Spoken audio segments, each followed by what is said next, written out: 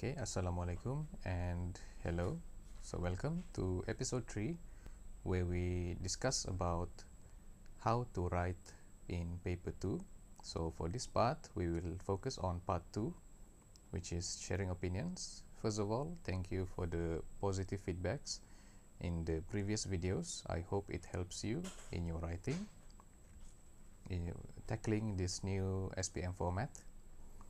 Okay, so we'll take a look at part 2 for today, which I will call sharing opinions, di mana kamu akan berkongsi kamu punya pendapat.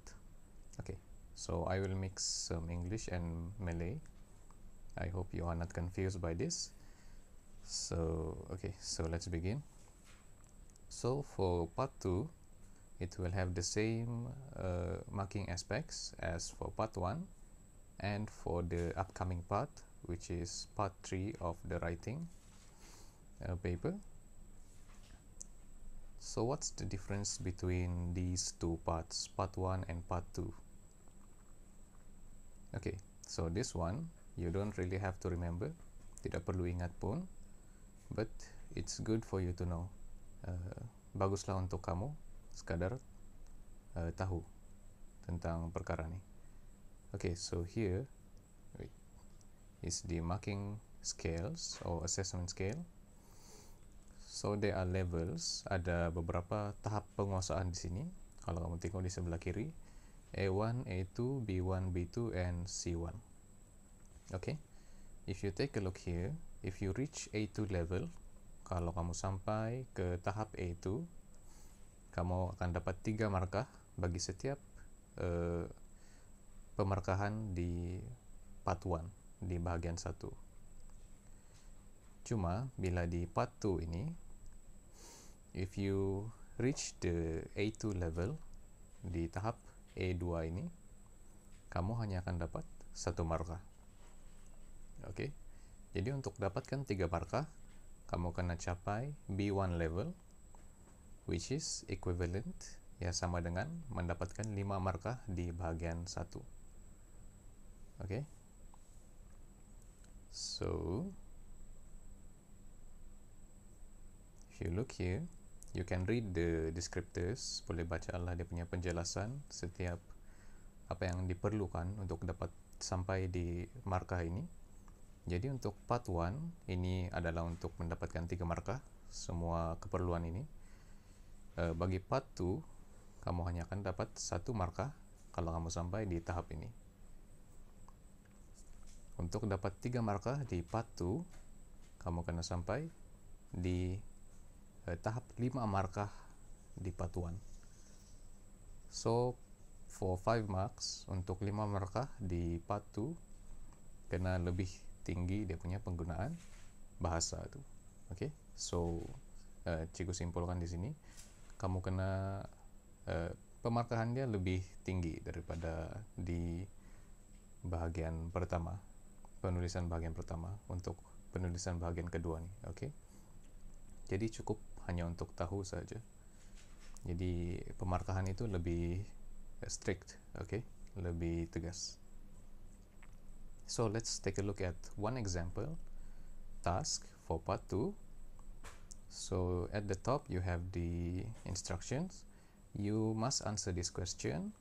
Write your answer in 125 to 150 words in an appropriate style. Okay, so again, jumlah patah perkataan tidaklah ditegaskan sangat untuk penulisan SPM yang baru ini. Cuma kalau kamu boleh sampai 125 hingga 150, maka petanda yang baik yang kamu sudah menjawab soalan ini dengan sempurnanya. Okay, so we move on. Your class has been discussing about birthday gifts, and your teacher has asked you to write an essay about buying a suitable birthday gift for a loved one. So in all of the part 2 questions, they will give you a situation. Dia akan bagi kamu satu situasi, dan biasanya situasi ini ialah kamu ada di kelas dan ada perbincangan dengan guru kamu, dan kamu akan diminta untuk tulis satu essay lah. Okay, and then in your essay, you should write about what you would buy and who would you buy it for, reasons for your choice, and where would you go and buy it. Jadi biasanya dia akan bagi 3 poin di sini. Mungkin akan sampai 4, tetapi biasanya dia akan bagi 3 poin yang perlu kamu gunakan semuanya, yaitu kamu akan diberitahu di bawah ini, write your essay using all the notes. Jadi kena guna semua poin yang dibagi sini, and giving reasons for your point of view, dan kena bagi sebab-sebab bagi setiap poin itu. Jadi kalau tidak paham lagi di sekarang ini, tidak apa, jangan risau, kita cuma tengok soalan saja dulu. Jadi di atas tadi kita ada instructions. Oke, ini tidak akan berubah, instructions, dia punya arahan. Situations, situation ini akan berubah lah ikut soalan tuh, tetapi biasanya memang akan tentang perbincangan di kelas dengan guru kamu. Oke, the notes, usually 3, biasanya dia bagi 3 poin. Okay, so there are writings in red here, ada tulisan merah. Jadi di sini dia punya situasi. Bagi pertama yang perlu kamu tahu ialah essay kamu adalah tentang buying a suitable birthday gift for a loved one. And then the second red writing, tulisan merah yang kedua, reasons for your choice. Jadi ini reasons for your choice, dia akan sentiasa tanya ini bagi poin kedua kamu. Itu yang cikgu boleh simpulkan dalam banyak soalan yang cikgu nampak. Dia akan sentiasa minta kamu reasons for your choice bagi poin yang kedua. Okay, and then write your essay using all the notes and giving reasons. So this one we'll cover after this. Okay, so before we write, we can try to answer the 3 points first. Okay, so here at the left, di sebelah kiri, ada sudah cikgu keluarkan poin-poin, 3 poin yang perlu, yaitu what would you buy, reasons, and then where. Okay, we try to answer this generally, secara umum saja ya. Okay, so let's try to find an answer for the first one. What would you buy and who would you buy it for? So one example answer here that I can give you is, I would buy an apron for my mother. Okay. Reasons for your choice. Here I put 3. Cikgu letak 3. Sekurang-kurangnya dapatkan 3 lah. Sebab kenapa kamu pilih apa yang kamu cakap sebelum ini. Kenapa kamu pilih apron contohnya. Okay. Jadi bagi 3 sebab. Sebab pertama ialah aprons are affordable, mampu milik. Kedua, it has different designs, ada desain yang berbeza-beza. Dan ketiga, it is durable, ianya tahan lasak. Oke, ini cukup bagi secara umum saja. Nanti bila dalam penulisan kita kena spesifikkan lagi, kena bagi penjelasan lagi. Oke.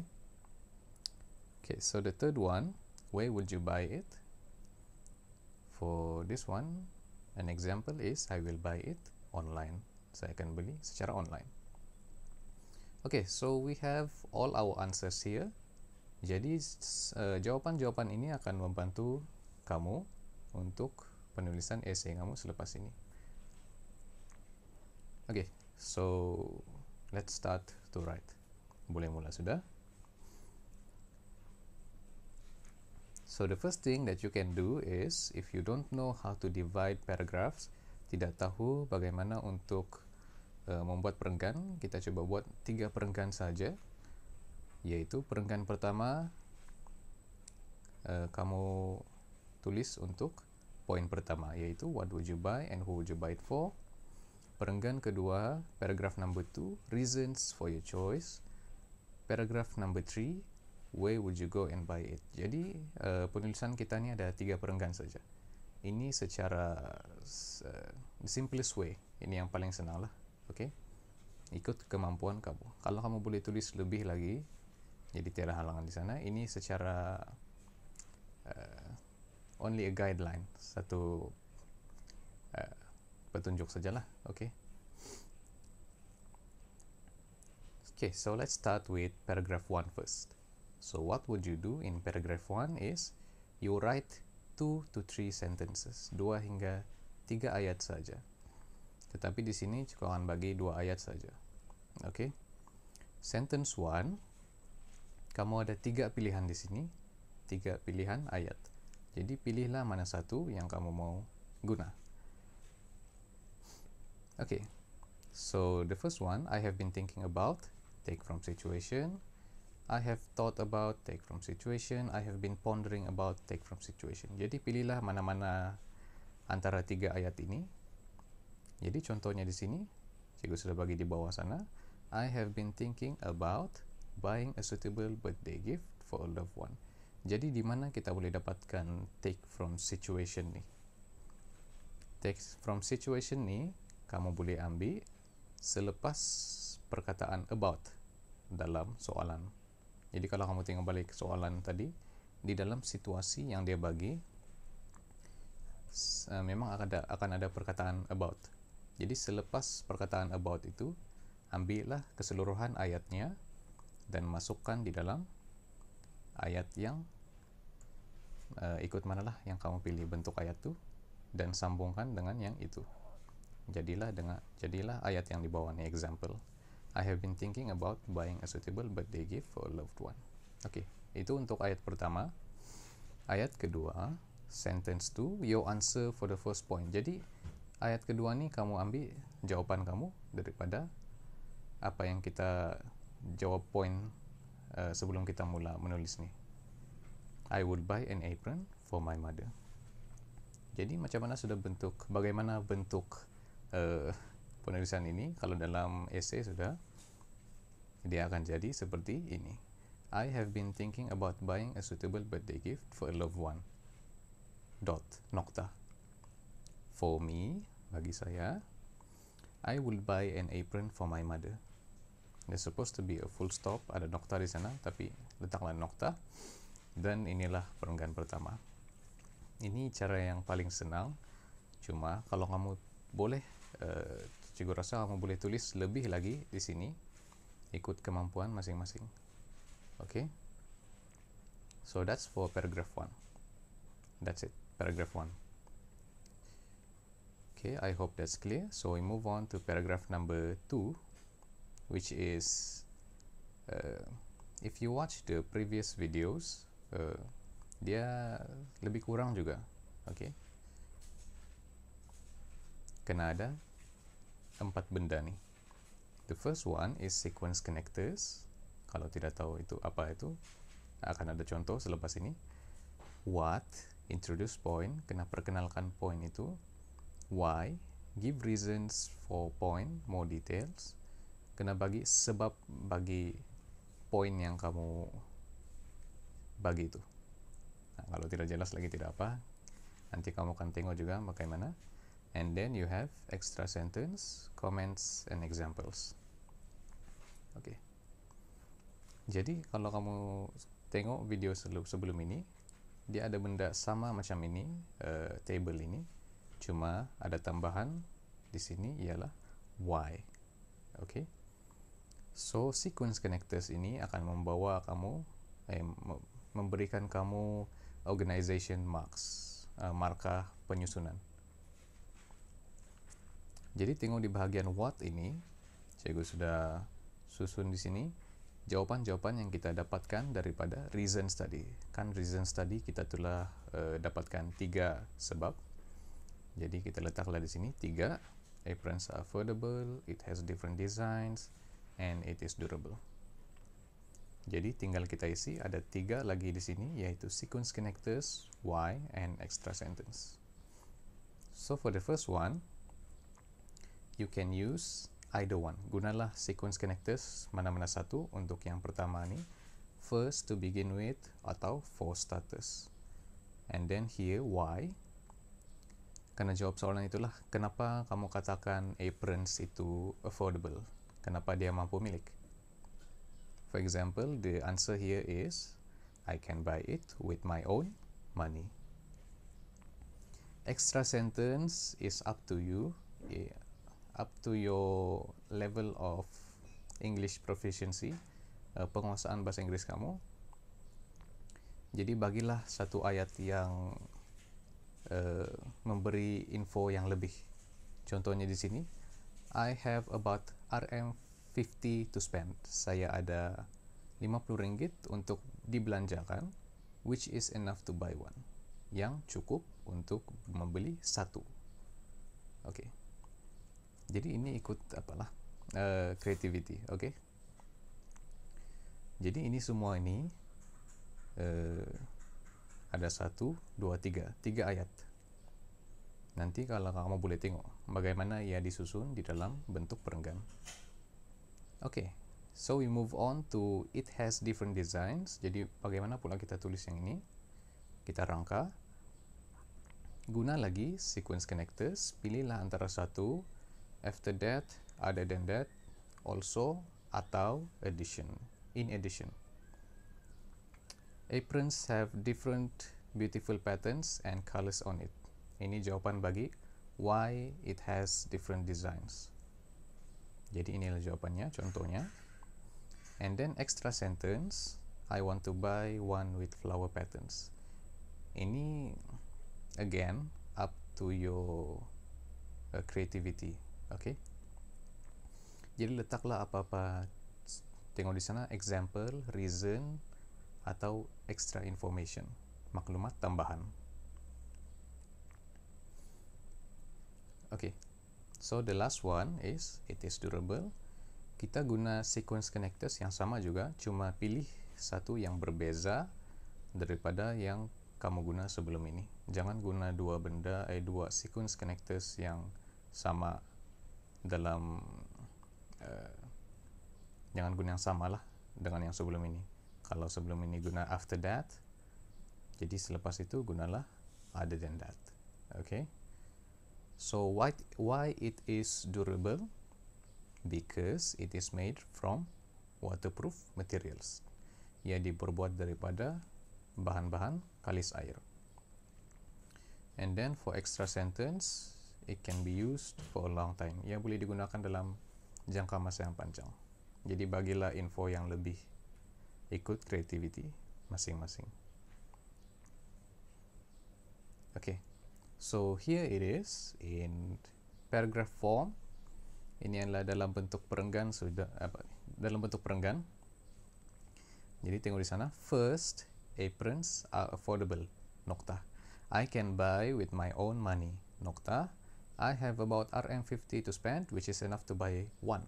Nokta. Dan sambung lagi dengan yang kedua tadi. Di sini cikgu guna in addition. In addition, it has different designs. Nokta. Aprons have beautiful patterns and colors on it. Nokta. I want to buy one with flower patterns. Nokta. And then we continue with the third point. After that, it is durable. Ia tahan lasak. Nokta. Tengok di sana, cikgu guna after that. It is made from waterproof materials. Nokta. Sambung lagi. The extra information. It can be used for a long time. Ia boleh guna dalam jangka masa panjang. Okay, so that's for paragraph number 2. So paragraph number 2 is the longest one because it contains the most things that you need to discuss. Dia mengandungi poin yang banyak untuk kamu bincangkan di sana. Okay, so paragraph number 3, we use the same thing. This is the answer for the third point just now. Where would you buy it? Jadi tulislah di sini dia punya jawaban, yaitu I will buy it online. Kita guna rangka yang sama juga seperti perenggan kedua tadi. Jadi gunalah sequence connectors yang berlainan daripada sebelum ini. Kalau tadi sudah guna in addition dan after that, jadi gunalah other than that. Okay. Jadi why do you buy it online? Online shopping can be very cheap. Ya, boleh jadi sangat murah. And then you can give example here. Jadi bukan setakat extra information, boleh juga bagi contoh. For example, they usually have special offers. Contohnya, mereka biasanya ada tawaran-tawaran yang special, yang istimewa. Jadi macam bagaimana kalau dalam bentuk perenggan? Oh, belum lagi. Dan ayat yang kedua ialah share your hopes. Kongsilah kamu punya harapan kamu. Ini untuk perenggan penutup sudah. Perenggan ketiga ini ialah perenggan terakhir kan, jadi kita kena tutupnya dengan share your hopes. I hope my mother likes it. Okay, so here is the paragraph. In addition, I will buy it online. Online shopping can be very cheap. For example, they usually have special offers. Nokta di sana, and then you share your hopes. I hope my mother likes it. Okay, so here is the finished essay. Overall, this is 120 words. A bit shy from 125. Dia sedikit lagi sampai 125, tetapi walaupun tidak sampai, yang penting ia telah menjawab semua soalan yang diberikan di sana dan menggunakan semua poin yang diberikan. Okay? Jadi kalau kamu sudah guna semua poin, markah content, markah isi, kamu akan dapat 5. Dan yang selebihnya itu ya terpulang kepada cara penggunaan bahasa kamu. Okay? So here is the overview for the writing, for the paragraphs. Paragraph 1, 2 to 3 sentences. Paragraph 2, dia ikutlah berapa banyak. Kalau kamu letak reasons di sana, 4 contohnya. Setiap reasons itu akan membawa kepada 2 ayat. Jadi di sana akan ada 8 ayat lah. Kalau di sini kita bagi 3 sebab saja. Jadi dia ada 1, 2, oke. Jadi setiap reasons itu akan ada 3 ayat. Jadi kita bagi 3 tadi adalah 9 ayat. Kalau kamu bagi 4 adalah 12 ayat macam tu. For paragraph number 3, we will have only a few. Dia terpulang kepada soalan itu juga. Cuma cara penulisannya, cara merangka dia sama juga seperti perenggan nomor 2. And then don't forget to share your hopes. Kongsi kamu punya harapan. Okay. So I believe that is all for this video. If this one is not too clear, you can ask questions in the comment section. Bolehlah bertanya soalan di bahagian komen. And I apologize if the explanation is a bit too jumbled up. Juga minta maaf lah kalau penjelasan itu berputar belit. But I'm just trying to simplify this one. Okay, so I hope this one helps, and we'll meet again in the next installment, which is part 3, bahagian ketiga bagi penulisan ini, for English writing in SPM. So thank you and goodbye.